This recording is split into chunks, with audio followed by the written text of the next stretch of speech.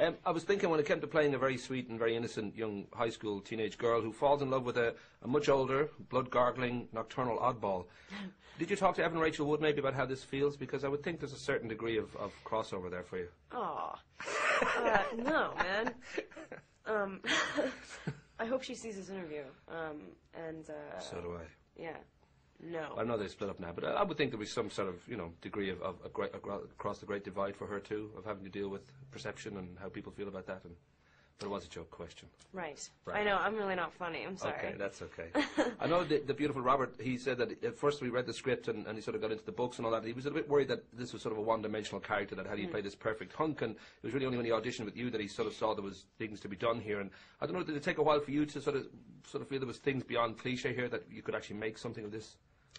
Yeah, the first contact that I had with the whole project, I had never heard of the book, and I was working on something else and not wanting to stray. I didn't have the mind space. I didn't have the capacity to think about something else at the time, and it was like forced on me. And so I was like, no, seriously, I don't have time. And so they gave me a synopsis of the thing, and it was terrible. It was like, in a sentence, it does sound very trite and shallow. 17-year-old girl like falls head over heels, like wants to die for this perfect being. It's like very ideological and far-fetched, and I was just like, nope. But I read the script and seriously begged for the audition, because I told them already, and then I called back and I was like, no, please, can I audition for this? And it's definitely, at least for Rob, he plays a character who's supposed to be perfect, but he's very flawed. He's 108 years old. He's lived forever alone and hating himself. And, it's like having a disease. It's like it's not something, it's not good. On the surface, it's something very different, but when you get down to it, it's like quite a hard, strained love story, so. Well, I was going to say, too, that looking at your career, this strikes me almost, for both you and Robert, like your Titanic moment, that you're kind of building up a steady career, and first noticed in Panic Room, you were wonderful, Into the Wild, and there was a sense of step by step you're going to, kind of make an impression. Suddenly, you're in a movie that does 35.7 million on its opening day and 69 plus on its weekend. Is that something that I don't know if you're entirely comfortable with that, because it does bring those wonderful questions like, what's it like to date the hottest vampire in the world? All this sort of stuff comes at you. Has it been quite an eye-opener? I don't know whether it's been all fun or whether it's been a bit dizzying, really. Yeah, it's been a little dizzying. It's a good way to put it. I'm also, like, entirely disconnected from it. I've already done... What really drives me crazy is when I'm working. It's like I'm a nutcase when I'm working on something. Like, I can't think about anything else. I have, like, total tunnel vision, and thankfully I wasn't aware of it while that process was happening. It all happened afterwards, so it was like, well, thankfully that job is done, because I would have gone mad. So, yeah, I'm not very good at this.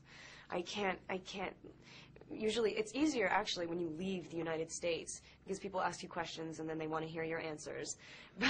But in the States, it's sort of like, so what is it like kissing a vampire? It's like, well, come on, man, I don't know. Never done it. I'm too serious. Like, I'm very, like, logical. I don't have, like, the mind that, like, jokes around. I just start, like, offending people when I start joking, and then I don't want to do that. So. Same here. Yeah. Obviously, my first question was almost offensive to you. Right. Yeah. But this notion that your mom's a script supervisor, your dad works for TV, he's a producer, and you're born in L.A., and I don't know whether there was a kind of part of you, and you said you were kind of a loner growing up, whether this life was pretty much a given. I don't know whether you ever thought, maybe I'll become a plumber. Was it always going to be this, do you think, or? No, actually, like, in the beginning it was pretty arbitrary. I fell into going to auditions, and I was, like, turned away vehemently from all, like, the kiddie shows and stuff, because I was too serious and not funny. And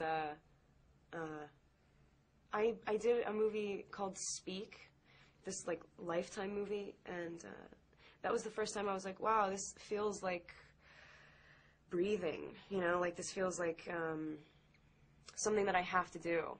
And so I kept doing it. It's good that I started young, too, because I think if I started at any older age, I wouldn't have been able to get past, like, insecurities, and I would have thought about it too much. And do you feel comfortable now, though? Because it seems even the success there and there's recognition and good kind of critical response, and so you're happy. Yeah, I mean, I'm happy that people seem to like the movie. I mean, at least the critics like the movie. Yeah, I'm happy. Rock and roll. I'm giving the friendly finger to wrap up. Oh, okay. Very nice to talk to you, dear. Yeah, same here.